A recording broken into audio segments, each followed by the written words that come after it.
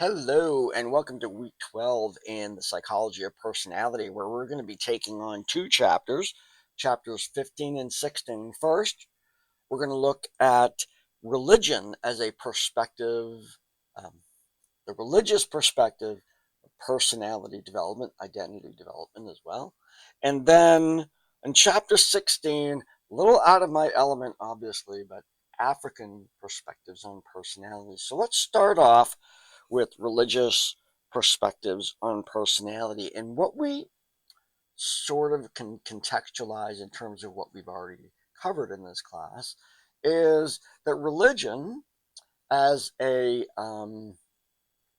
set of principles to guide your life, regardless of which religion you might be speaking to, is really a formulation of what Rogers would call our ideal self. Now, the challenge within that particular framework of religion providing an ideal self is that for many, there is a recognition that the pathway to achieve that ideal self is never going to finish, that is a lifelong process of never quite ever getting there. Yet, the guiding principles allow for the individual to undergo personal growth, to modulate their behavior, whatnot, these things. Of course, we see positive and negative aspects of this. There's positive aspects of religion that help people to make better decisions in their lives.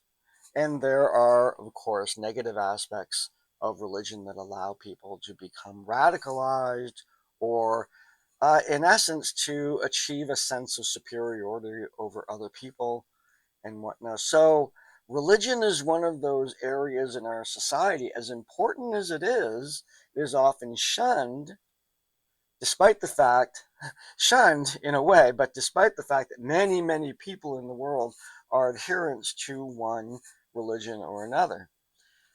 It is also an element of our society that is ingrained into collective cultures. So there are aspects of the original cosmologies and religions of the early founders of America that created this country that are similar to those religious practices that they engaged in back then. And so we have this sort of presence within. I'll speak here to the United States. We have presence of certainly a strong perspective that the nation attempts to apply Christian principles. We all know that that's not always the case, uh, or sometimes it is the case, and it's inappropriate for that to be the rule of the land. But there's regardless of whether you personally, here's where I'm going with this. Regardless of where you are personally in terms of your own religious and spiritual practices, the the presence of the dominant religious values impact you as they impact the culture in its totality. So, in the West, we're mostly influenced by the monotheistic religions that arose in world history. Now, monotheistic means one God. So that particular set of religions making up Judaism, Christianity, and Islam are predominantly present within the West, and of course, Islam is very uh, predominant in the Middle East and in Arab countries. This differs from many of the other religions in history and today that were polytheistic, with many gods, and but our westernized thinking, even though actually most of the United States philosophical founding did not come from Christianity, they came from the Greeks. You simply have to look at our monuments to know the effect of the Greek culture on the United States. But many of those factors are universal to many religions. The golden rule is a universal. Those kinds of things. The thou, do unto others as you would have them do unto you. That phrase has existed long before Christianity across different religions. But those values, nonetheless, impact our thinking. And by that, even if you're not a particular adherent to any one of these religions or any religion, it still affects your thinking. The idea of those ideas, particularly the Greek ideas, like individualism and democracy and all of those things, those come from the Greeks. They're certainly not Christian ideas. Um, but the kind of even individuals who have not been raised in a Christian household understand what the Ten Commandments are. It's also of course, within Judaism and Islam. Those religions grew from one another. The Jewish religion, and then you had the Christian religion based on the life of Jesus Christ, and then you had Islam that grew out of the life of Muhammad. And so they're related to each other. And each one of these three, and so certainly there have been lots of discussion going on about that right now, really beyond sort of the purpose of this course. In the end, we all find ourselves as individuals contemplating possibly our cosmology. What is this all about? What is the origin of all this? Why are we here? And maybe it's nihilistic. Maybe you feel this is all by chance, and when your life ends, there's nothingness, and a couple billion years from now, the Earth is going to be gone as the sun becomes a red giant and engulfs the Earth, and that's it. That's the nature of things, and or you may have a deep-seated sense of cosmology, either from a religious perspective or from a personal spirituality journey.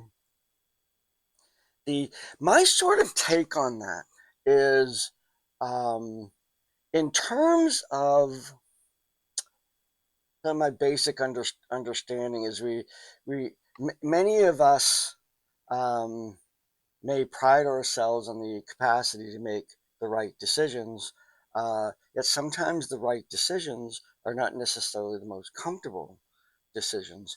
And that's kind of when we might want to turn to the wisdom of the ages. Now, whether that wisdom comes from Greek writings or whether it comes from uh, writings of some other place, or Christian writings or Judaic writings or Islamic writings and whatnot, we look to those places for guidance, um, as a way to um, check, an external check of our behavior.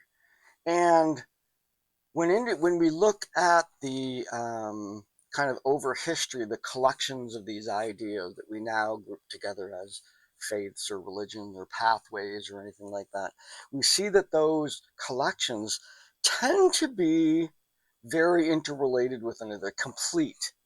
Um, so it's always been my perspective that when we are when we are approaching guidance in our life, that the temptation is that it's like a buffet table. I'm going to go up there with my plate, and I'm just going to take the stuff that I like. If we build a cosmology based on the things that I like and the things that work for me, then the pathway that we put ourselves on is not a pathway of growth. It's a pathway of validation. Now, there are certainly instances in which we want to develop a pathway of validation for me to be who I want to be. But we challenge ourselves as human beings to pick pathways that, in some ways, may make us uncomfortable and allow us to grow or to try and understand or to grapple with applications of ancient literature to today. I mean, really, that's kind of the idea. Is great ideas tend to be timeless, but they change in terms of their application. So I've always felt that a personal cosmology, a personal understanding of the world and your place in it, is a very valuable aspect of our identity, and to find sources of wisdom in our world that challenge you, not just validate what you believe, but challenge you to think in different ways, to understand things in ways that might not be totally automatic to you. That's just my perspective. That is certainly the individual that I might have talked about before who um, very nihilistic point of view of the universe has no need for that. But for me, that has always been, and I've experimented with different paths. I'm currently on a Christian path. I used to follow Taoism, a little bit of Buddhism, not adherence and stuff. I was raised in a Catholic church, had a positive experience of that. But yet, I've always been drawn to um, ancient literature that is instructive and challenges my thinking and like what would that mean today, and I find that that's a part of my own personal growth.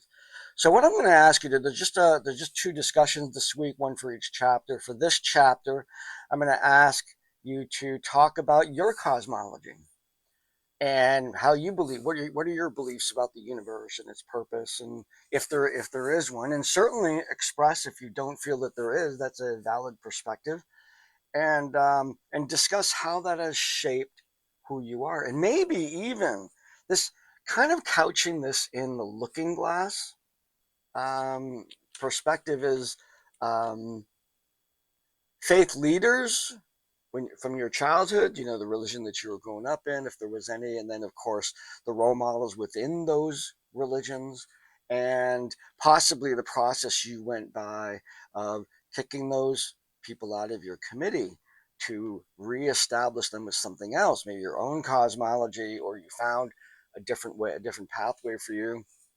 Kind of describe how you managed that. So, from a psychological point of view, in terms of adult development, the process of either reaffirming those childhood beliefs or finding where they actually fit and don't fit in your life, or sometimes a more radical departure from those original belief systems into one that maintains you today. Again, I lean toward this as being important. Spirituality, a sense of meaning in life. We'll see that, when we look at the work toward the end of these chapters here. When we look at the importance of finding meaning in our lives, we'll revisit that. So, so let's switch gears a little bit, and I'm going to move into an area that is not even nearly um, as a white male raised in the whitest part of Maine, which happens to be the whitest state, for me to even attempt to teach about the Black or African experience is is rather humorous to say the least. But yet we have the ability to learn from others. So we see in this chapter exploration of African spirituality. Now, understanding Africa as a continent, it's not a single country, it's not a single culture. So when we think about the modern interpretation of African spirituality, it's sort of a collection of all those different cultures, but there's some distinction and some collective similarities among these different populations. And certainly history has, had its impact in those areas, in different parts of Africa. Certainly are not the same as other parts, but this idea of an African spirituality that emphasizes certain things. There's emphasis that there's a spirit in all of things, both animate and inanimate. You can see similarities to this within many of the native populations in America, Canada, South America. That everything is imbued with a certain degree of spirituality. Family and community being centers of your identity. So more of a collective perspective as opposed to an individual. Now, here in the West, we struggle with that. We say family's important. We say my friends are important. My job, my community is important. But we we come from a very individualistic point of view, different degrees of that, and I think it's important for us to understand that we do have that tendency toward individualism, even if we have a collective point of view. I'm an individual part of this community, and I think it's more difficult for us to understand, and we should respect the challenge to understand someone who was raised in a collective culture. Hospitality. I've seen this particular quality being important um, in not only in the readings on African spirituality, but also in the South of the United States. Maybe that arose from a combination of the English and French and Spanish cultures coming together with obviously the African perspectives that were there during the years of slavery, coming together to create this sort of notion of hospitality. And then related to all of this is a concept from those who are writing about African spirituality of Ubuntu, which is a term that describes the connectedness to everybody. That these things are very, very important. Now, individuals who are Black, living regardless of where they live, all over the world, um, the study of Black spirituality has referred to this as a dysphoria. It was a individuals that were centered in Africa, spread around the world, largely through the slave trade, but also through migration and whatnot. The individuals whose roots are in Africa are now all over the world, and they share this sort of history. Now, two terms, and they're interesting terms because um, just because they're interesting, but they have a sort of I'll tell you, we have negritude, and you see the root of the word Negro in there. So these are historical words that refer to blackness, and these words that have been chosen are not necessarily related to the pejorative use of these terms. They sound the same, but they're not meant in any way to be pejorative. Now, negritude is the awareness, defense, and development of the sum total of African cultures. Now, and this arose actually around the 1930s. There was a presence of Black intellectuals in France, Paris, and all those Paris, Lyon, all of that. These individuals that were thinking and writing, and they came up with this idea of like this. Uh, they may have been born in Europe, but yet there was this sort of they collectively felt this calling to recognize and defend this history that they had based in Africa. And then there's negrescence, which is looking individuals who are Black looking at their roots and developing a sense of wanting to connect with those roots. Now, when I was growing up, this I can't discuss this without the discussion of the mini series that came on when I was a kid called Roots.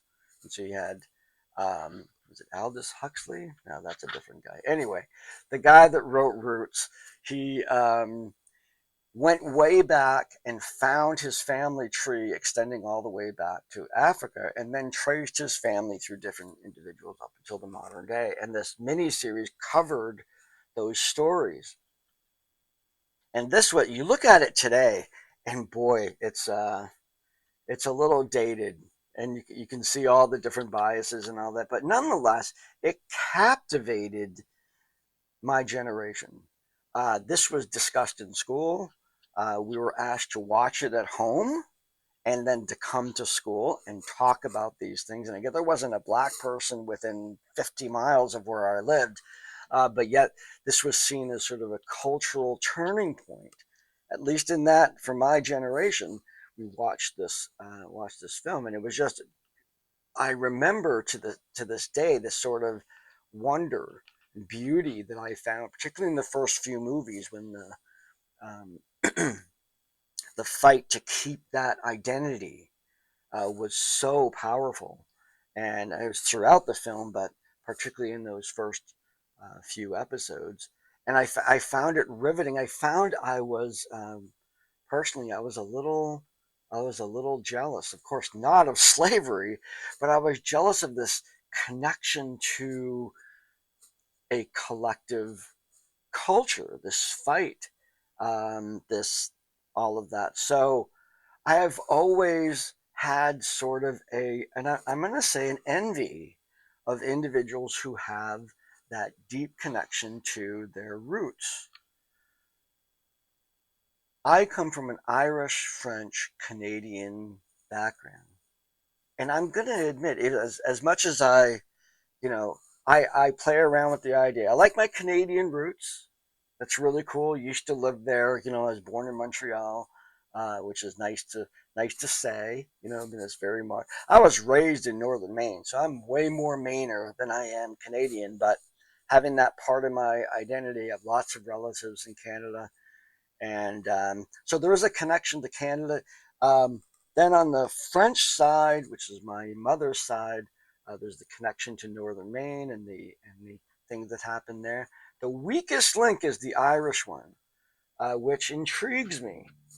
And my older brother has done some research and has actually visited the uh, the castle apparently associated with their name. He arrived in Ireland, and when he was going through the security and immigrations, they said "Welcome home" to him. So I thought that was kind of neat. And the Kavanaugh family has history there. And so what I'm going to ask you to do in the discussion is using the model of negritude, this sort of connection to roots, is to discuss your own roots. Now, if you're Black, you might talk about all this stuff. If you're not, talk about the things that are like that for you. What are the important things about your roots? Now, in our busy modern lives and stuff like that, they may or may not weigh heavily on how we live our lives, but we can often find cues to this in our traditions, different kinds of food, different kinds of celebrations that we have in our lives that relate to these ancient or much older roots that we have. Or maybe some of you could take advantage of this to do a little bit of exploring, see if you can have that kind of connection. You're looking back at your own roots, looking at the culture, the music, the philosophies that come out of there, the language, those kinds of things that can be a very, very adventurous journey for people. We see the ads on TV, right, for ancestry and for all the different ways that people can look up their roots, and it can be a fun process to find where you came from, to find all those criminals that were in your history. Um, I'm sure I got some of those genes. So, um, so that's it. That's for this week. We have this idea, kind of. They're looking, in a way, both chapters are sort of looking at our roots, the roots of our values and determinants of right and wrong, and then also our ethnic roots relating to our family tree and our history and nationalities and whatnot. So, fun couple chapters to look at how those particular issues have affected and made you who you are, how you've incorporated those into who you are. So, have a great week. Looking forward to some great discussions on this, and I'll see you online. Take care.